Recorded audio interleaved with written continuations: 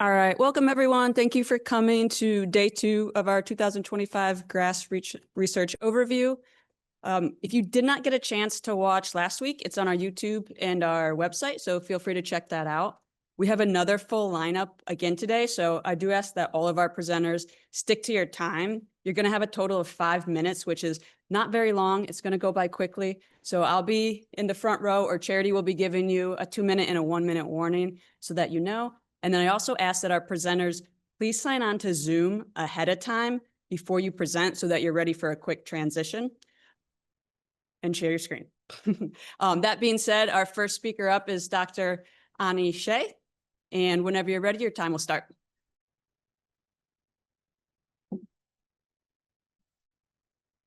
Okay, I'm gonna replace the current share. Okay. Okay. Hi, everyone. For those of you who don't know me, my name is sorry. Okay. Thank you. So I'm a professor in mechanical engineering and applied mechanics, but I also am the robo program chair. So just a quick overview of my group. So let's see. So here's a picture of my group. So this was in May of this year.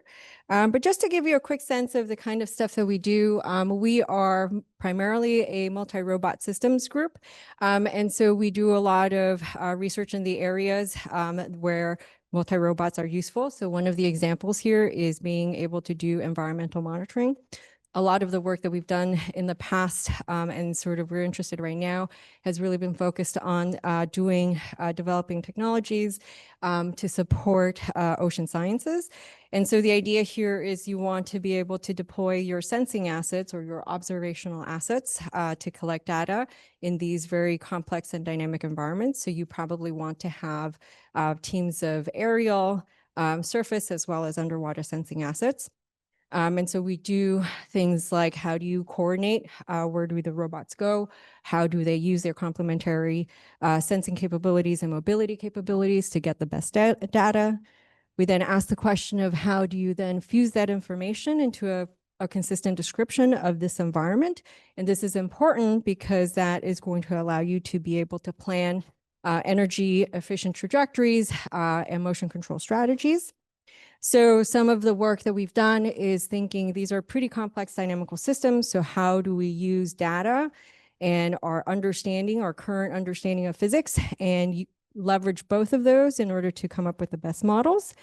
And then the work and a lot of the work that we do here in this space is collaborations with Dr. Song and Dr. Yim on how do you then design novel platforms that improves, their navigation capabilities by leveraging these interactions with the environmental forces. So this is my students, Ben Schaefer's work. So this is work with Professor Nat Trask in the mechanical engineering department. And so the idea here is how can you develop machine learning based scientific models that helps you be able to track, basically figure out if there is a contaminant leak somewhere in a sort of pretty geometrically complex environment. And so in this case, the idea here is you want to be able to develop pretty sophisticated computational, so this is kind of an example of a computational fluids dynamics model, where you actually leverage your understanding of physics to be able to design ways to compute this model using the data that the robots have currently on board, and then do some uncertainty quantification, and then adapt those locations so that the robots can move around the environment, collecting more data to improve this model. So this is an example of field deployments that we do on the Schuylkill River. So this is right behind the Pennovation campus. We also, within that similar context, we think about how can we improve, right? Robots' ability to fly, especially quadrotors, to fly very close. And again, this idea is how do you combine your understanding of physics, as well as leveraging the data that you can collect to be able to do pretty complex maneuvers, like being able to fly two quad rotors, one on top of each other in very close proximity. So in a similar fashion, so a lot of the stuff that we do, I'm just going to real quickly say that, our sort of approach, right, to some of this data-driven modeling problem is how do we leverage our understanding of physics and essentially use physics-enhanced approaches to really sort of try to get as much of out of the data as we can. So this is just an example of learning complex flow fields. And then I think this is my last slide. I'll skip this. We do experiments out on the river. We actually currently have 3 projects that we're looking for people who are interested. We just got 2 new buoys that we're hoping to be able to throw in the Schuylkill River so we can actually track the currents. There's a lot of interesting things about the river that I'd be happy to talk to you about. We got some new mobile platforms for the GRASP lab. And so right now we're looking at people to help us get the mobile platforms up and running. This will be a shared resources for the lab. And then Ben is also looking for people to help him with his work. So real quickly, because I'm out of time, if you're interested, shoot me an email and I'll get you hooked up with the right set of people with the right set of equipment. Thanks.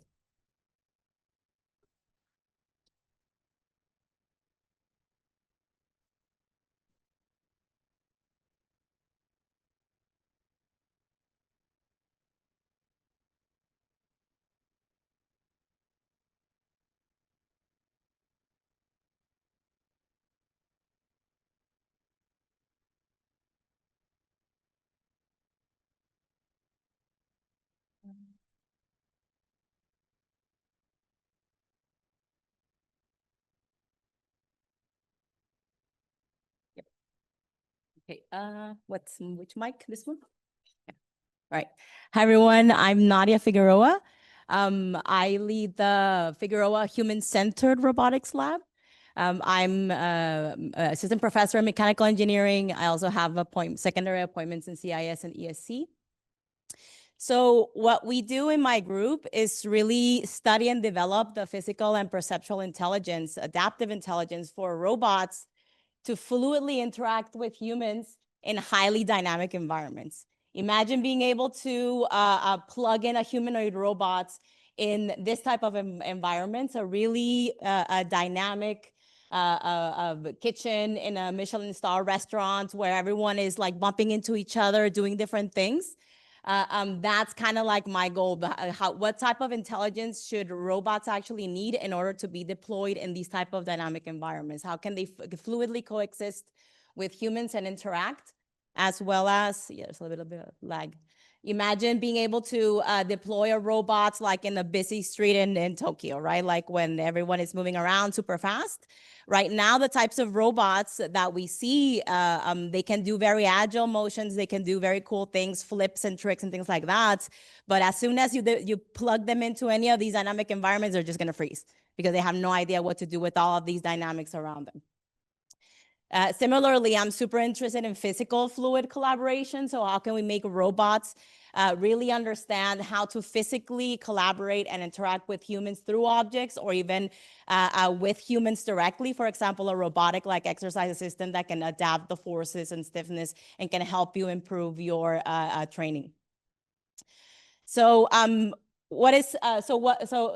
can we get there, right? So like you've seen probably all of these very interesting videos from state-of-the-art robotics labs like Google Gemini Robotics, where they show like robots doing things with end-to-end learned algorithms. But if you look at what they have there, it says, please no touching, right? So because it's a purely end-to-end learned mechanism, the robots don't know how to interact with humans, right? So they cannot, so humans cannot really touch currently the robots that are being deployed with these like very sophisticated learned neural networks. And here's a video of that same system, or that same demo at RSS. So you can see here, they have like this physical barrier.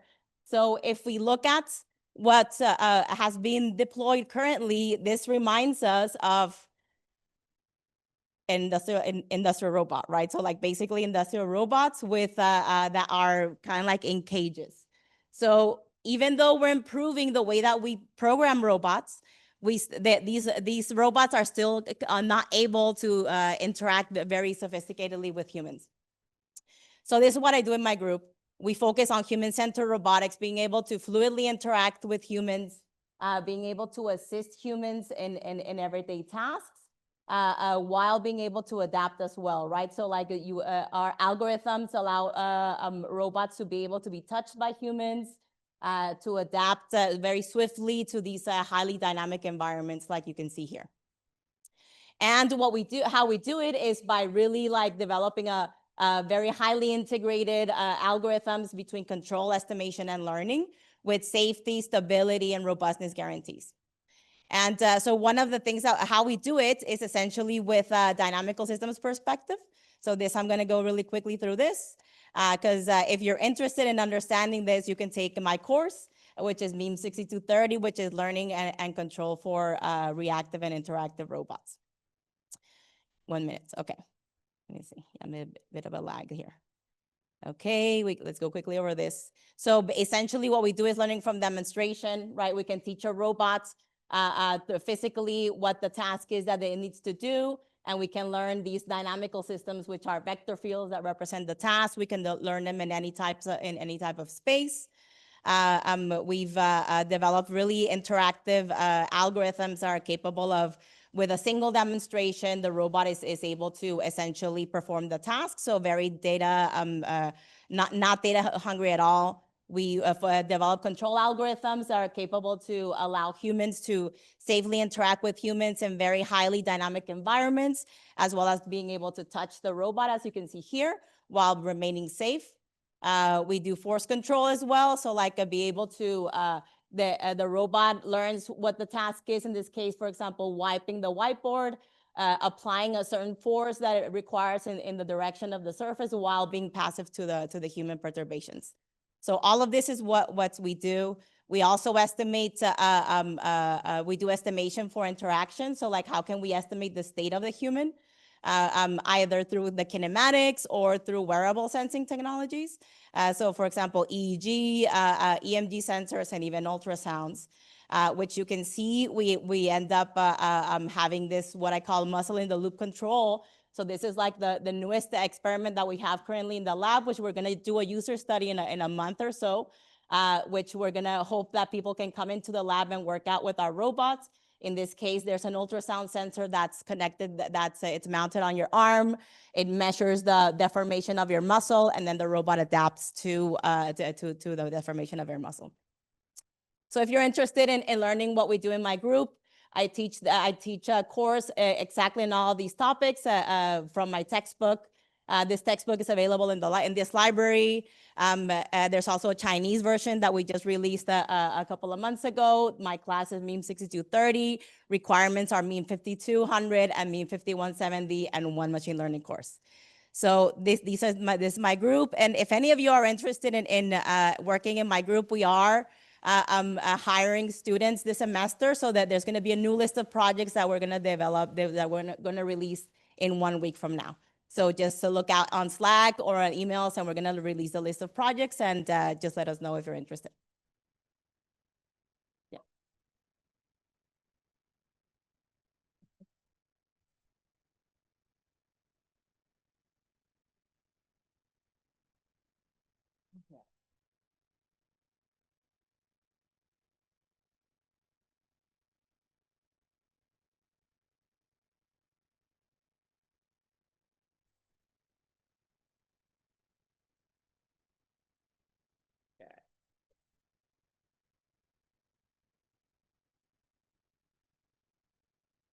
Okay.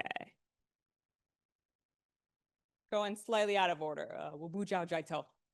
So hi, my name's Rachel. I'm a starting faculty. I just started last month here, primary and MEM, secondary and CIS, and I am opening the Autonomous Manipulation at Penn, or AMP lab. We're going to be moving in about 2 weeks into Levine. So if you've been impacted by the construction on Levine 4, my apologies. So the focus of my lab is that we're going to work towards enabling robots to perform long horizon, contact-rich manipulation tasks in everyday environments. And when I say this, what I mean is imagine a robot that's cooking dinner in the home or packing supplies in hospitals or cleaning up messy classrooms. And if you think of all of these types of tasks, they're long horizon in the sense that they involve a lot of steps and actions. And those actions have constraints that are impacted by the physical world, relating both physics and geometry. If you're getting something out of the fridge, you may have to move other things out of the way. You may need to use 2 hands to move your brisket out of the way, all while kind of interacting with various constraints. And because we want our robots operating in the real world, we both want our techniques to generalize across many tasks, many environments, many objects, and our robots fundamentally have to reckon with uncertainty, that they will be operating with partial information in dynamic environments, and we still want them to act reliably. So lab is going to take the focus of thinking about how can we develop algorithms, hierarchies, models, frameworks to enable robots to have this type of dexterous decision making. I really want the robots to be able to reason over these decisions on their own. Because it's a new lab, I cannot show you completed projects. We're just starting out. So I'm going to give you all the flavor of the types of problems that I hope my lab explores in the next couple of years. So robots, often interact with rigid objects, but our world is full of elastic and elastoplastic objects. Favorite example of mine is if you have to put in a curtain rod that you have to modulate or maintain force while accomplishing other tasks. And it raises these interesting questions of bimanual interactions or leveraging the environment as constraints either to help or maybe that you have to reason over. In terms of deformations, I really love the kitchen in the sense that there's so many different interesting tasks about using tools. There's a lot of variability, even if you think in terms of cutting or chopping, there's such dynamic and kind of reactive motion that has to deal with different state changes and object variability. And so I think it's a rather rich domain. Love robots with knives. I've watched robots kind of over in the years fail, and so I think about failure quite a lot, actually, in terms of I don't think my robots have to be perfect, but how can we enable them to kind of reason over and detect when they have failed, recover from that, reasoning over uncertainty and unexpected aspects in this way, planning over contingencies, recognizing when maybe a failure is catastrophic and it's too high risk. How can the robots reason over uncertainty, risk, and failure in kind of a combined hierarchy? And just as one final of many examples that if we actually want robots to kind of cook dinner in the home, that we've got to push them to plan on longer and longer horizons. And again, this raises questions of how do we set up that hierarchy? If I want my robot to cook cookies, I don't need it to plan out its joint actions before it cracks eggs, but I should make sure that I have eggs. And so how do we capture those kind of essential constraints as we plan possibly in a receding way? And then how do we do all of this? We're in the GRASP lab. So how do we all do this on things that work on real robots? Again, my lab will primarily focus on manipulations, manipulators, and mobile manipulators. So if you're interested in joining, again, the lab is starting out. We're growing, taking all kinds of students from Robo, CIS, MEME, ESE. There's a little bit of the information on the website. Yes, I went for just manipulation at Hsieh. And you can always just email me and I'm happy to talk about kind of fit and what people are excited about. Thanks.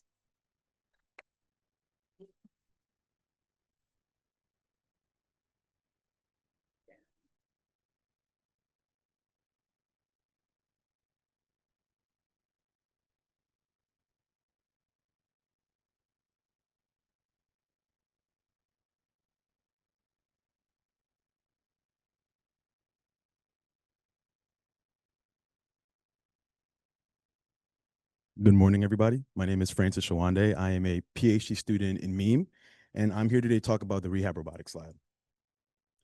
Our lab is led by Dr. Michelle Johnson, and we are really focused on taking all these, really nice, technical, impressive things roboticists do every day and trying to adapt them for our purpose of sort of rehabilitative care. And so for this, we bring together a wide variety of people from engineering, medicine, because this is inherently very multidisciplinary work. What are we doing specifically? Our goal is focused on helping and assessing people with non-traumatic brain injury, stroke, cerebral palsy, and we're doing this specifically with the hope of using this robotic technology to make it more accessible, make quantitative metrics, and just make overall clinical therapists make their jobs easier.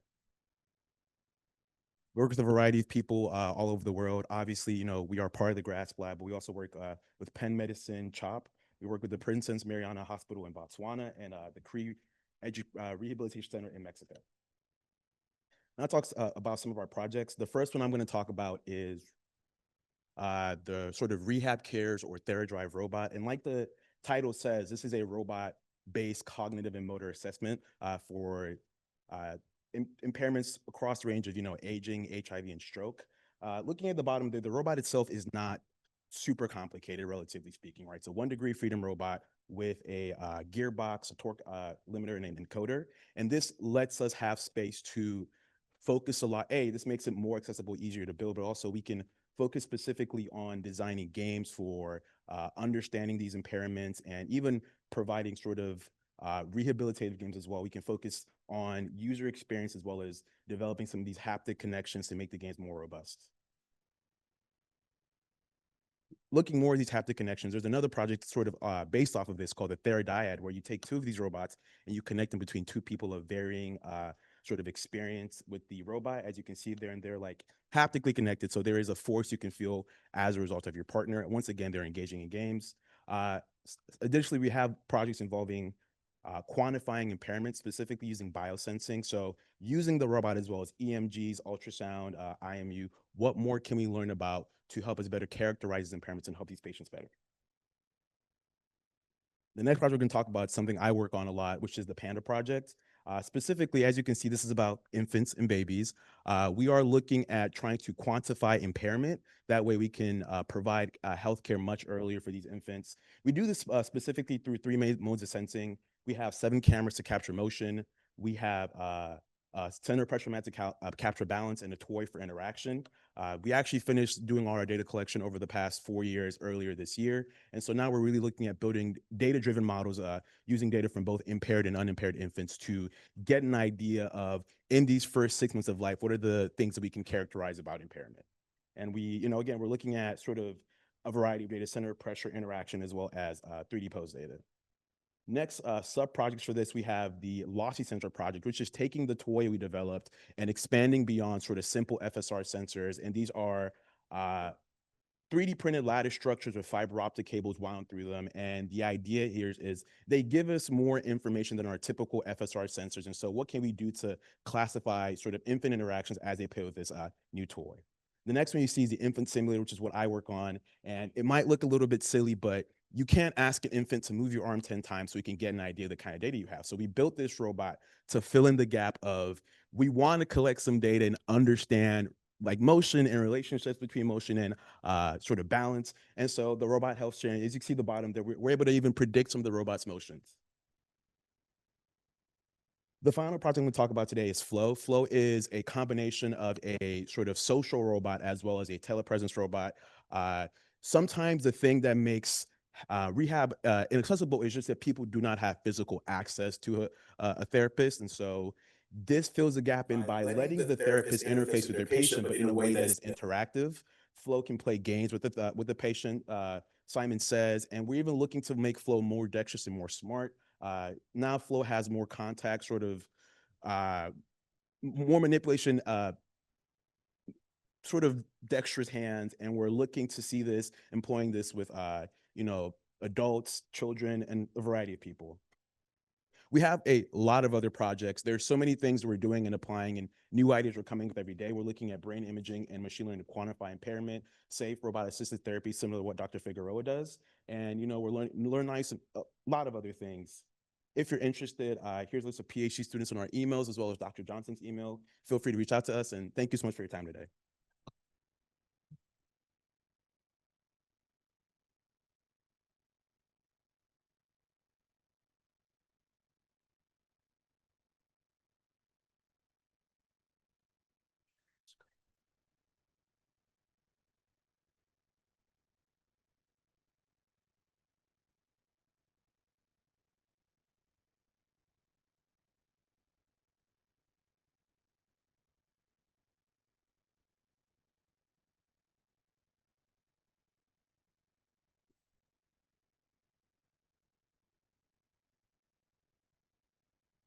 Hello, everyone. I'm Lingjie Liu, an assistant professor from CIS department.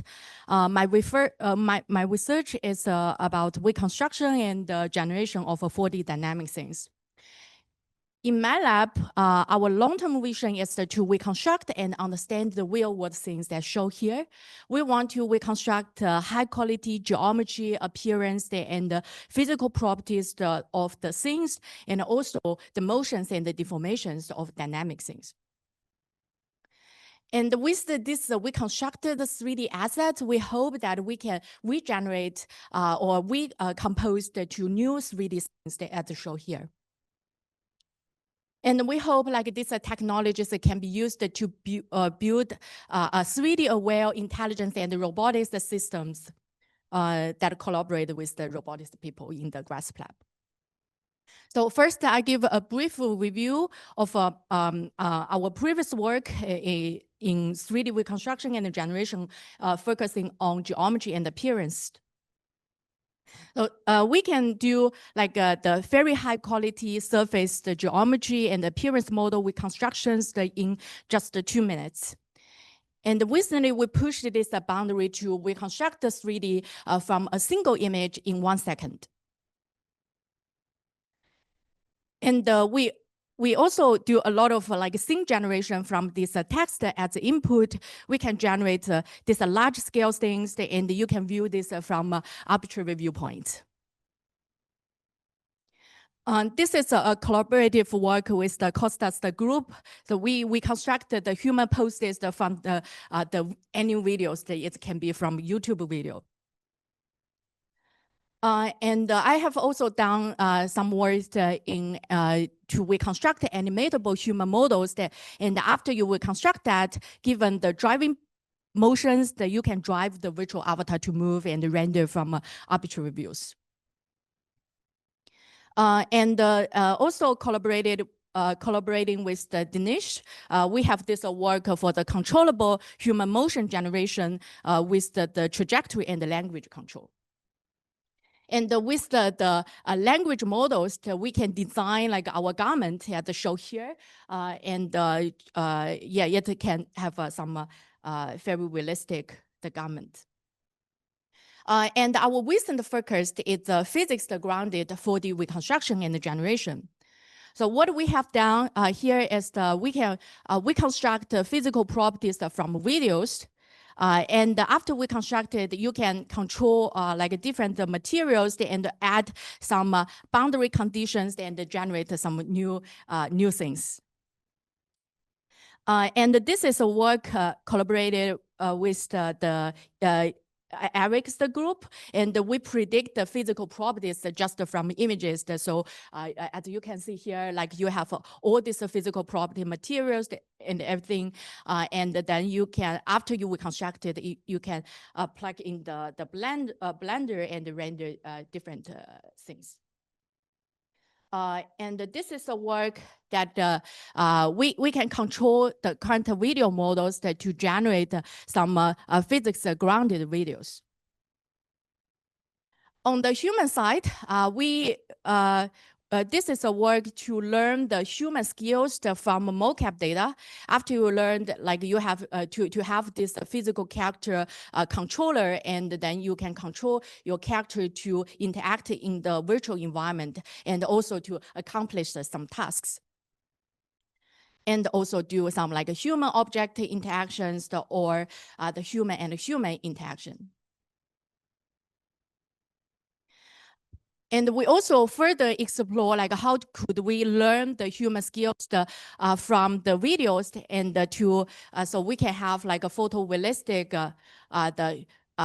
physically plausible human motion tracking.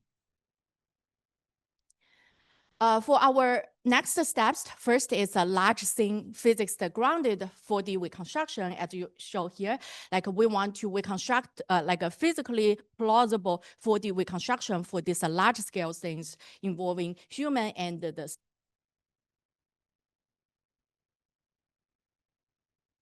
generative physics framework that can enable the current generative AI the physics information. And also we want like to deploy these technologies to wheel robot. This is the recent purchase with the Antonio and Dinesh for this Unitree G1.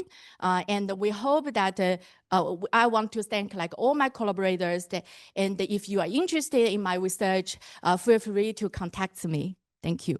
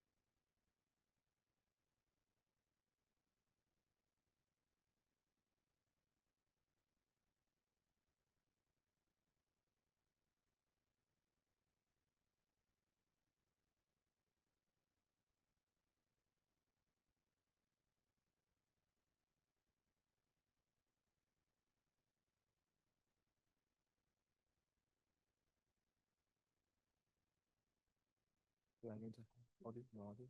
You could just be, mute. Oh, yeah. Hi, everyone. Sorry for being late. So, today I'm introducing generative machine learning research. It's a name I was made for my team. So I'm Jiatao Gu. I'm a new assistant professor in CIS and also primary member of GRASP Lab. So my research, the ultimate goal of my research is to build a generalist physical agent, which can interact with humans, it perceive the world, and based on the perception to make actions to change the world. So the approach we want to use that is to use the power of generative models or generative AI. Right now our world was full of these generative models with language models, image models, video models. You can also even like interact with these kind of models to learn on these different data. So specifically, my research can be categorized into these kind of three graph. We have a AI agent, which can be a language model, interact with the world. The tool to interact with the world is using the power of generative models. So specifically, my research agenda starts from how can we build a more scalable and efficient generative models.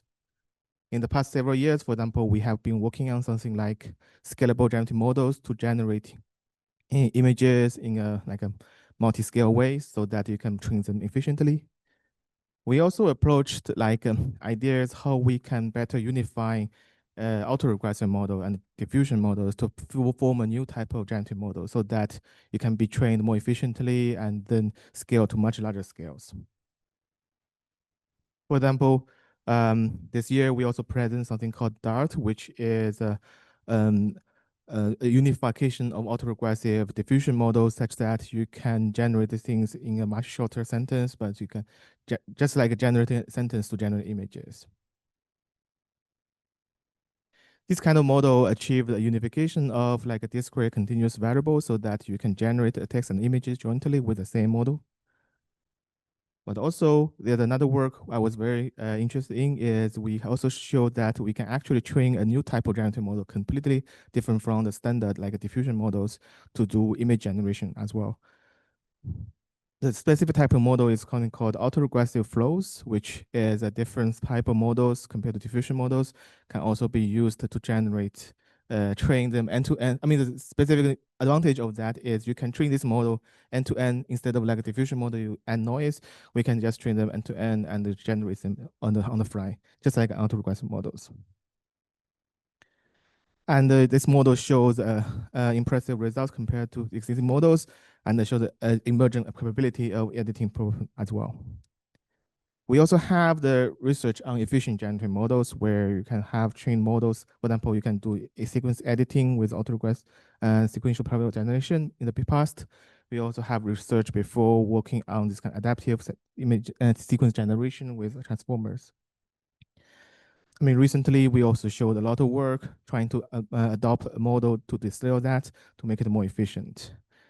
So overall, once you have these kind of efficient or scalable generative models, the next step is we want to build this model to understand our world. So this is the concept I was very interested in. Is the concept of world model, which is basically we want to map the real world into a neural network, and so that you can interact with that. For example, we've been working on something like using this kind of the autoregressive flow model I was mentioning just now to build a very scalable video models to simulate the world.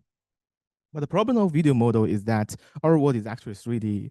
Videos are just observations of the 2D projections. So how can we make them like a more natural to the real world?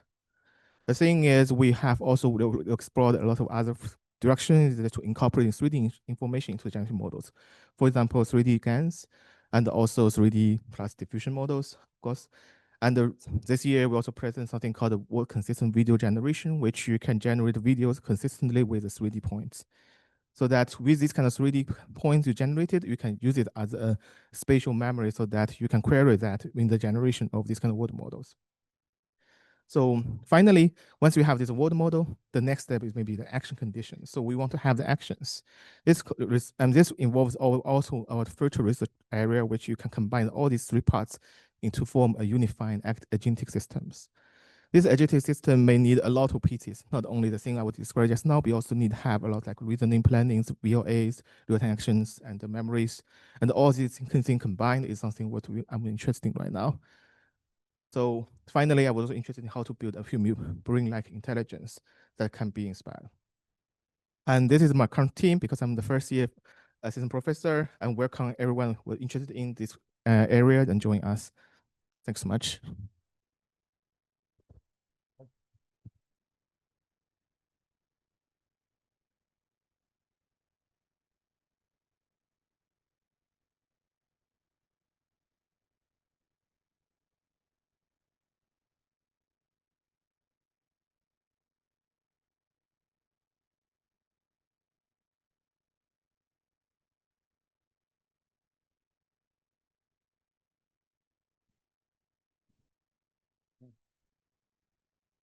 Right. Hi, everyone. I am Farhad Nawaz. I'm a PhD student co-advised by Nikolai Matni and Nadia Figueroa. Today, I'm going to present on behalf of the Nikolai Matni group. We are motivated by the increased usage of machine learning models for control of complex dynamical systems. Over the past 2 to 3 years, we have seen Waymo primarily using deep learning models for perception to navigate in complex urban settings. We are seeing mobile manipulators being used for everyday tasks such as cooking and cleaning through imitation learning. And finally, we are able to see Boston Dynamics pushing the frontiers of humanoids, which are performing really complex parkers. So it's quite evident that data-driven models are really enabling complex motions for robotic systems. Although there are still some really important shortcomings, namely, these models, when they are used in complex dynamical systems, they are not able to complete their tasks reliably, and even more important,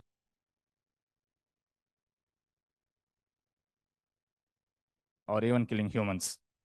And the primary question which we aim to address in our research group is that can we provide hard performance and safety guarantees for learning-enabled dynamical systems? So the broad idea of our research group is, can we combine the robustness, safety, and reliability guarantees that typically dynamical systems and control theory provides, and combine them with machine learning models that are primarily used for performance and generalization across diverse environments and tasks, and also improve the optimality of these systems. So with this broad idea, we have several research thrusts. The first primary research thrust which we focus on are the foundations and theory of these systems, such as can we investigate the data requirements, such as how much training data we need, and also investigate system properties such as controllability, observability, and the stability of these dynamical systems, and how do these affect the performance guarantees when we are incorporating machine learning systems in closed loop. And we ask this question across different applications, such as in imitation learning, where we address the compounding errors problem, primarily such as caused by distribution shift, in the multitask learning setting, and then investigate how single-step predictors perform versus multi-step predictors. And we also focus on distributed control for multi-agent systems. And we aim to address these foundational theory-based algorithms on applications as well.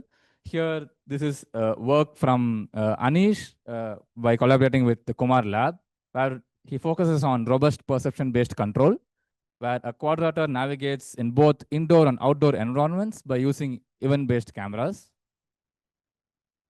Another line of work is that we focus on applications on human-centered robots, where we use layered control architectures and algorithms for both navigation and manipulation, where we are collaborating, me and Anusha from our group are collaborating with Nadia's group.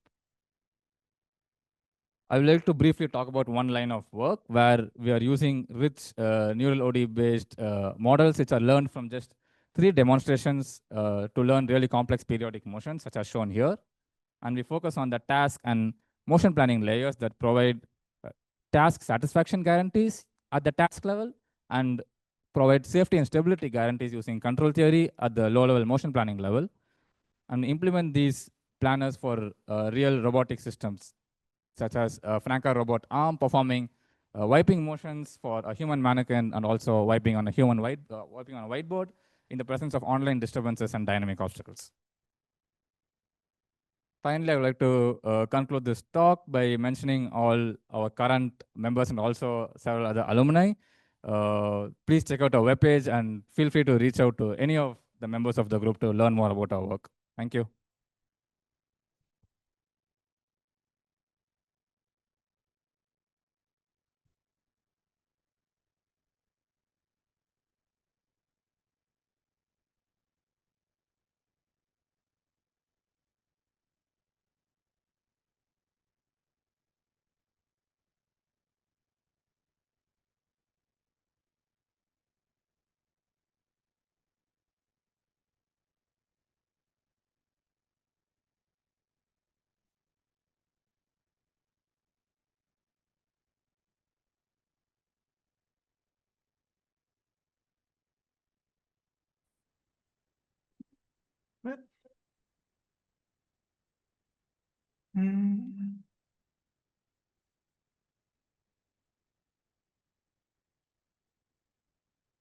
Thinking. I can't see it. I see this thing over here. You extended. Is your screen extended? So. And your mic's on.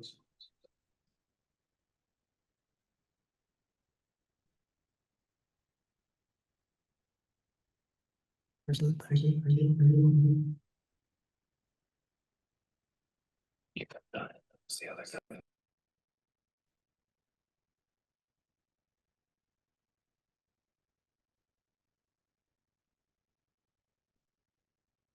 Cool. All right. We're good. Okay, so I'm Marc Miskin. I'm an assistant professor in ESE, and my group works on tiny robots. We mean both of those words very literally. We both mean tiny, like so small that you can't see. So if you're over a millimeter, you don't count in my group. We don't work on you. We only work on under a millimeter. And likewise, we also very seriously mean robot. So typically for microrobotics, people reach small scales by throwing out computing, by throwing out sensing, et cetera. We don't want to do that. So all of our robots have some form of onboard electronics on them that they use to sense and make decisions about their world. So to help ground you, these are 2 of the biggest robots that my group has ever made. They're 300 microns on the side, so about 3 hairs widths across. And we've placed them on top of this slice of skin that we got out of a high school microbiology kit. And so you can see there are little hair follicles coming up. Those are each of our little machines. These are also our 2 smartest robots, which is why they're the biggest. So each of them features an onboard microcontroller, some RAM, sensors for temperature, and a propulsion system, as well as a communication modality. So we really mean both. We mean micro and we mean smart. Besides that, our robots all sort of have a handful of things in common. So I'll briefly tell you about them. So like I said, everything we build is too small to see by the naked eye. These are sort of 3 of maybe our smallest robots. So the one on the left is hanging out in some pond water, and we like to put them in there to show how tiny they are. So this big thing coming by, that's a paramecium. It's a relatively large single-celled microorganism. And everything we build, like I said, is about this size. We've also placed them next to water bears. We wanted to race the water bear. It turns out water bears can't walk on glass slides. So one day we'll solve that problem, and then finally we'll be able to have that race. Number two, like I said, go slide. All of our robots use some form of silicon electronics on board to either power themselves, sense, compute. So this is one of my favorite examples of this. It's a legged robot. It's about 200 microns on the side. We affectionately call it Antbot. Why? Because it does alternating tripod gait and walks around like an ant. This robot is totally autonomous. Nobody's telling it what to do. It has its own little clock on board that generates its gait signal. It has its own power supply. It gets energy from the sun. And this is sort of our vision of how these devices are going to work, right? We want them to be able to collect energy on their own, carry out tasks on their own. Nobody tells them what to do. And I should say all of this is built using sort of standard semiconductor tools in order to design and build the circuitry that the robot carries. Because we build them with standard semiconductor tools, we can make them a lot of the same way that we make circuits. So if you make an iPhone, you don't make each iPhone by putting each little wire in one at a time. That would literally be ridiculous. You build circuits all at once, massively in parallel, 100 trillion transistors all at once. And because we're using the same toolkit, we can start to think about how to build robots massively in parallel as well. So typically we build these things on semiconductor wafers. It's a disk about the size of your hand. That disk fits about 1 million robots. You can cleave them up into chips. Chip will be like 10,000 robots. And you can build every single one of those robots to be identical, every single one of those robots to be different. It's totally up to you. The main point is that because you're building them with a toolkit that's massively in parallel, you can start to think about very, very large scales.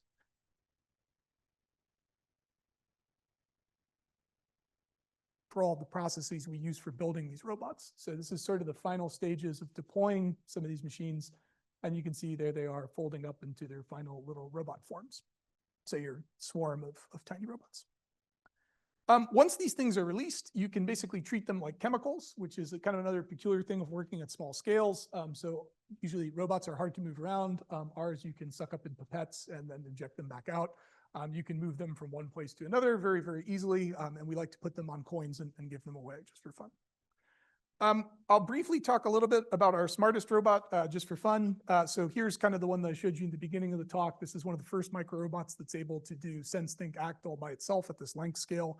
This was built with some of my collaborators at the University of Michigan. This robot's 210 by 335 microns, and it's fully powered by light. So every one of those little squares that you see is a solar cell that the robot uses. It has 2 sets of sensors on it. So it has thermometers on both sides, and it also has voltmeters. And it can both measure the exact values of those parameters as well as like make comparisons between its left half and its right half. It has a communication system in the form, again, of light that you can flash instructions to this robot and tell you what you want it to do.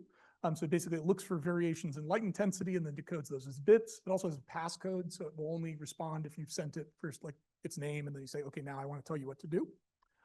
And then it has electrodes that it uses for powering itself and an onboard processor and memory. And so here's one of these little robots that we've programmed to do a very simple task of climbing a temperature gradient.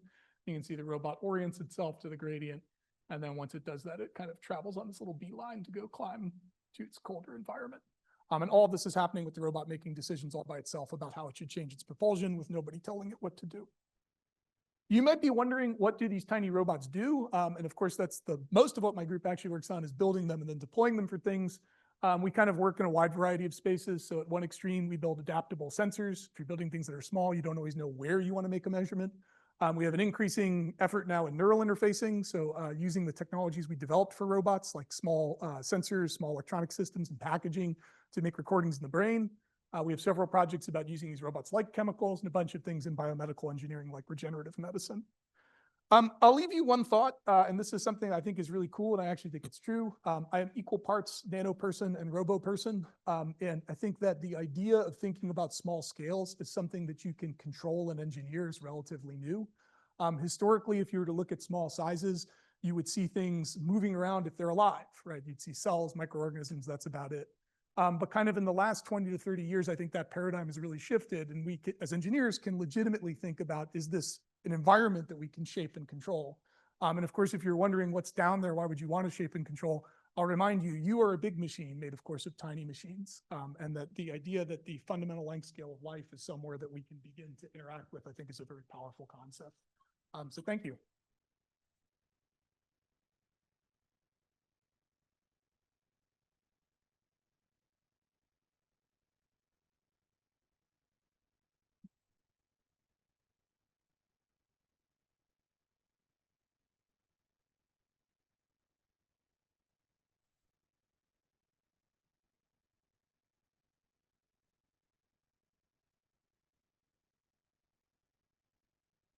Awesome. That's super cool, Mark. So my name is Michael Posa. I'm associate professor here, and I run the Dynamic Autonomy and Intelligent Robotics Lab. And I'll use my 5 minutes to kind of give you a sense for how I think about problems in robotics, and then talk a little bit about some of the stuff that we've been doing lately.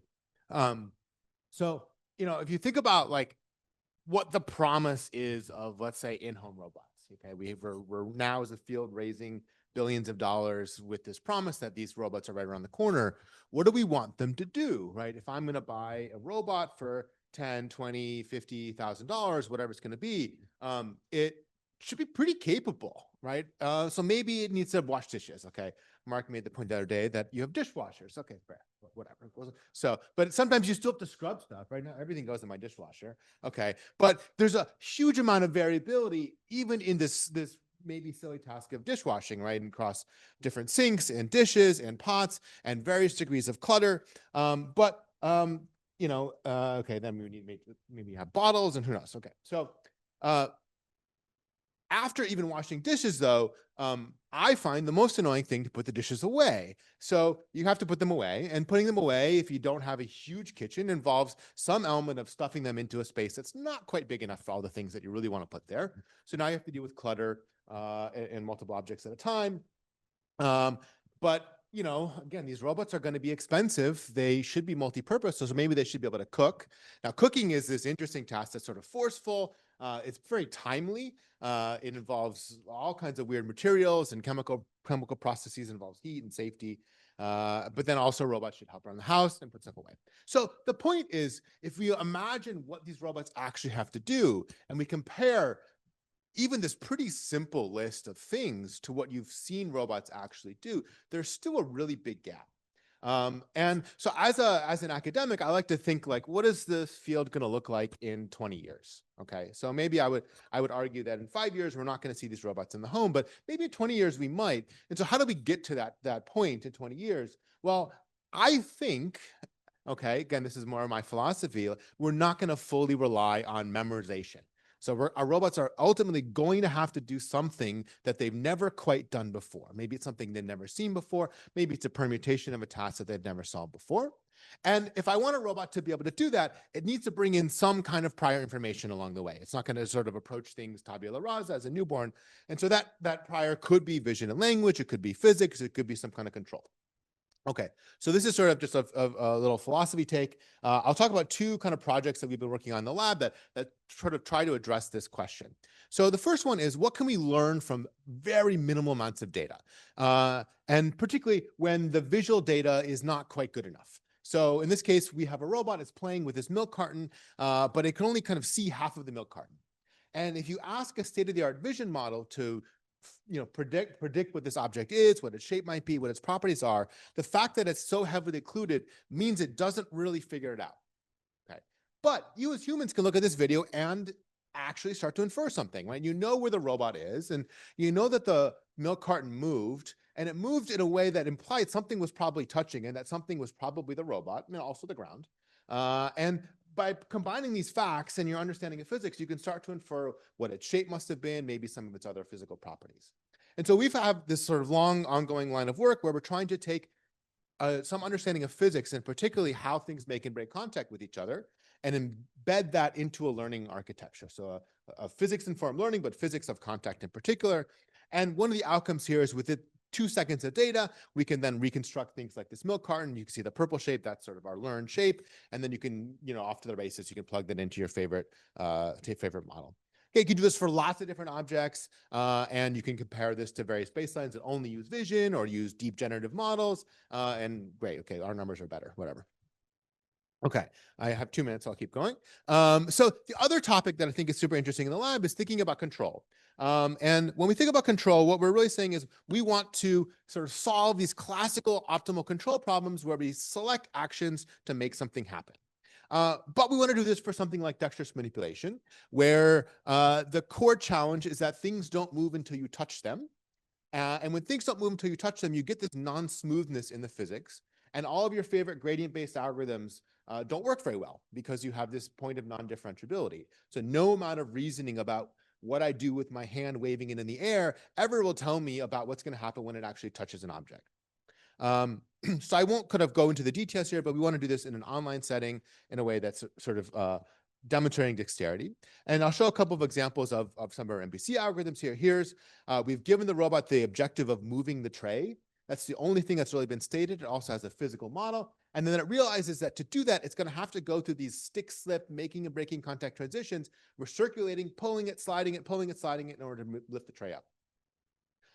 You can take that, you can also apply to things like tabletop manipulation. So here's some pushing tasks and some 3D reorientation tasks on the table, or I guess maybe 5D, where these things just kind of work really well. They make decisions online about what to touch. You can do 20, 30, 50 of these in a row, super reliable, competitive with your favorite like learn policy that only was trained on a single object. And so with that, I think I will wrap up there and be on time.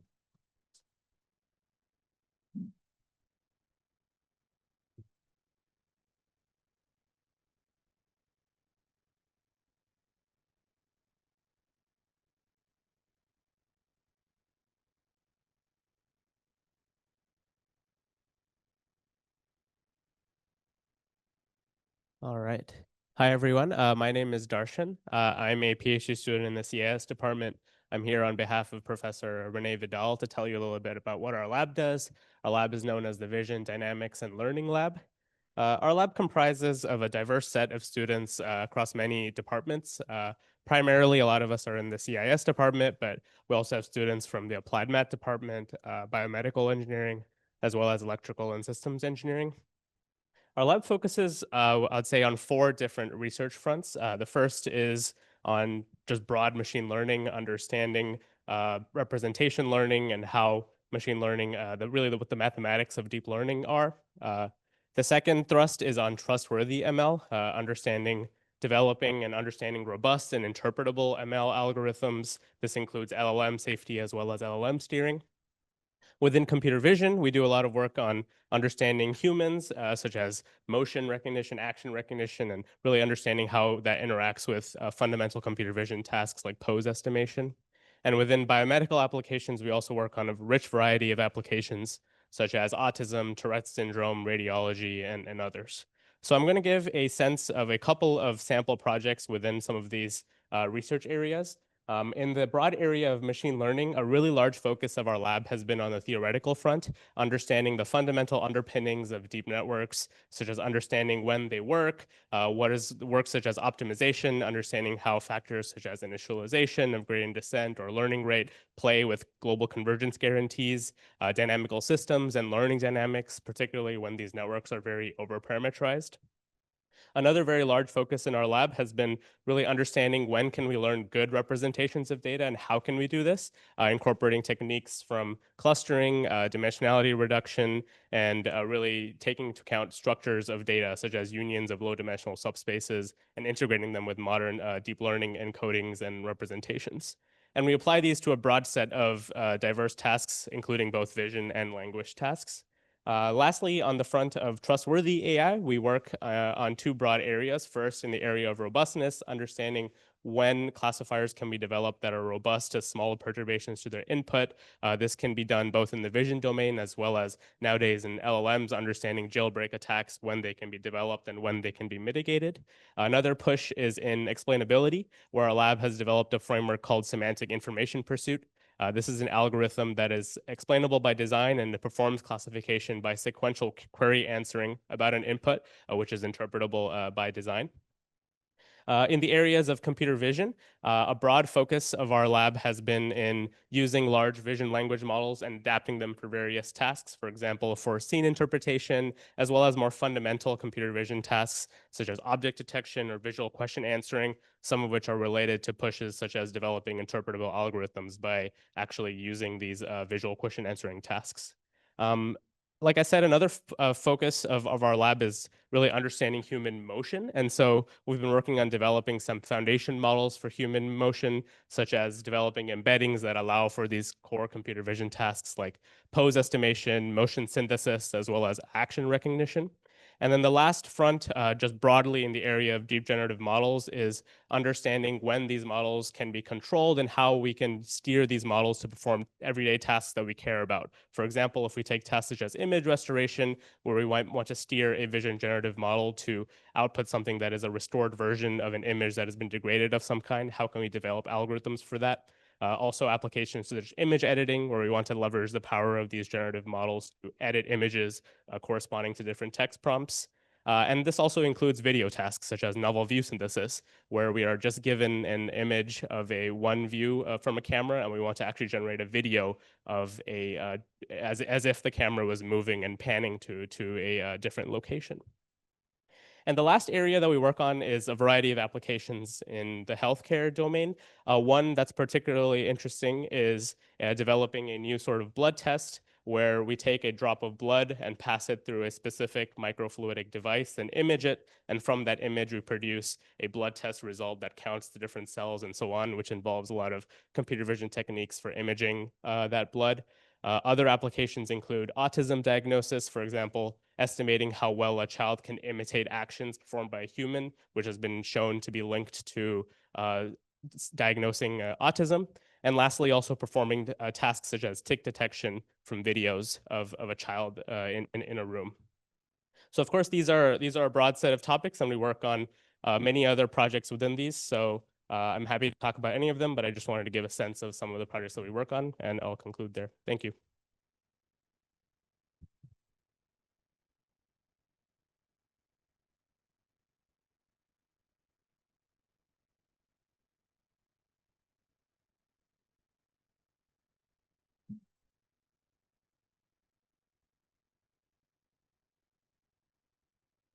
Okay, guess everything's working. So my name is Marc Miskin. I'm the last one in the list, which is, we just did this 3 days ago for mechanical engineering, and I was last then too.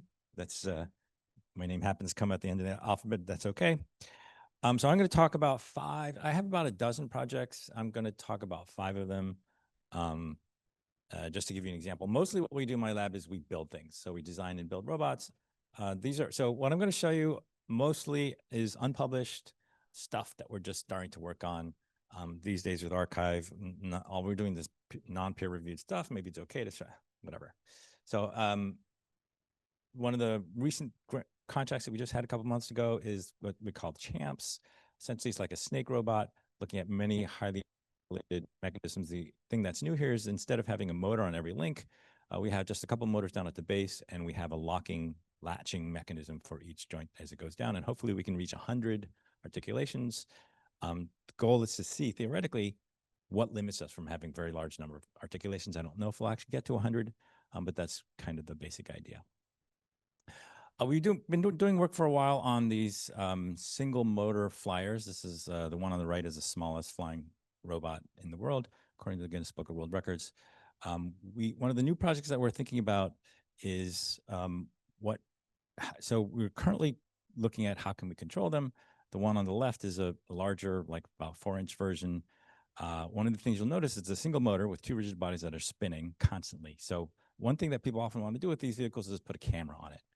Everything is spinning, you put it in a camera, it's going to get kind of difficult to see because everything's spinning. So one of the new ideas we have here is to use a linear CCD and mount that on that. And so the CCD will essentially be a scanning, you'll get a 360-degree view. So how do we mount that on there, compress it, and then transmit it over? That's one of the things we're currently looking at.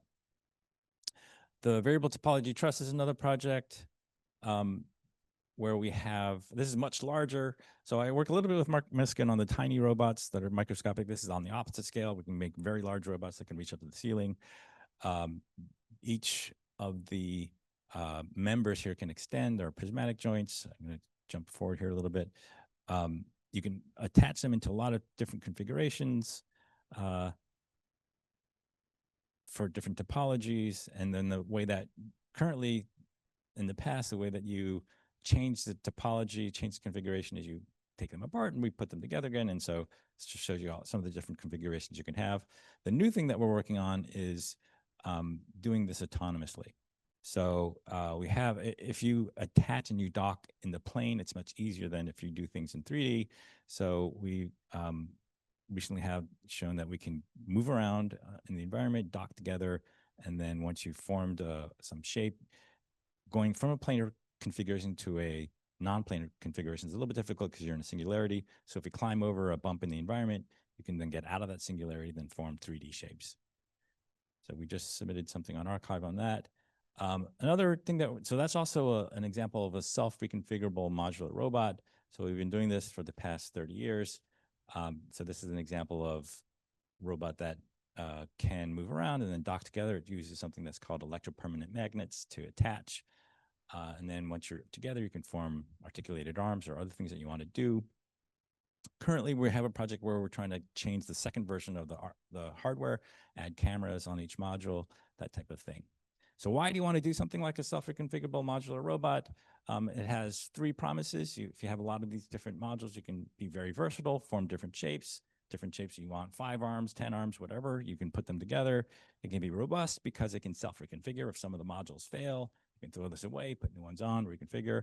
It can be low cost, theoretically, if you have lots of repeated modules, you can use economies of scale. Each individual module cost comes down. So that's something that we published 25 years ago. There was a conference that we had like 10 years later, and where a bunch of us got together and we said, modular robots are terrible. They don't do anything useful. They break all the time and they're super expensive. So the promises are like far from reality. We have been able to show that they've been doing lots of things and they're versatile, but the other 2 are not clear. Okay, so the thing that I want to talk about for the next 2 minutes is this new proposal that we're very excited by. We just submitted a proposal last week for the U.S. It's a combined U.S.-Korea grant for $12 million over 4 years. We've got about 14 professors involved, essentially, and 5 GRASP members. The idea is that you can have a modular robot, but have all the modules at a finer grain scale. So you have a bunch of different links with motors and sensors. You can put them together, and using all of this new machine learning and generative AI techniques, we can do things to control them. So theoretically, you could form a humanoid or do whatever you like. So where are we now? One of the interesting theoretical things that we've come up with is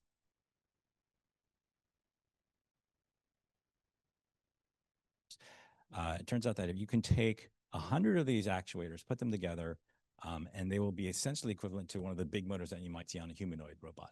It'll be faster, cheaper, theoretically stronger, because it's 100 of them that are distributed to take more area, which is actually good for heat dissipation. One of the main problems with motors is that you can't run them at stall because the coils will melt if you try to run them at stall. But these, because they're so spread out, heat dissipation is much better, and you can actually be much stronger.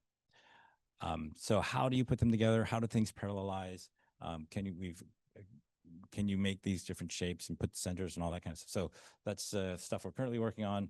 A bunch of the other professors are starting to think about how do you do the control, looking at the morphology and all that kind of stuff. If you want to get involved, send an email. I have to say that currently we have too many people. There's about 45 people involved in the lab, another 25 that have requested to join the lab. We're going to do the evaluations over the weekend. One last thing I want to just mention real quick. Since I stepped down from being the GRASP director, VJ has me doing this thing called responsible innovation, where we want to think about what we're doing. This is a quote from Jurassic Park. Scientists were so preoccupied with whether they could do something, they didn't stop to think if they should.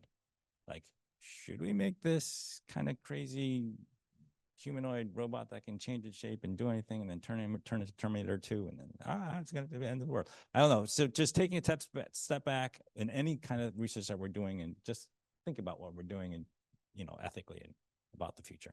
The main question is, what could go wrong if we succeed? Okay, I'll end there.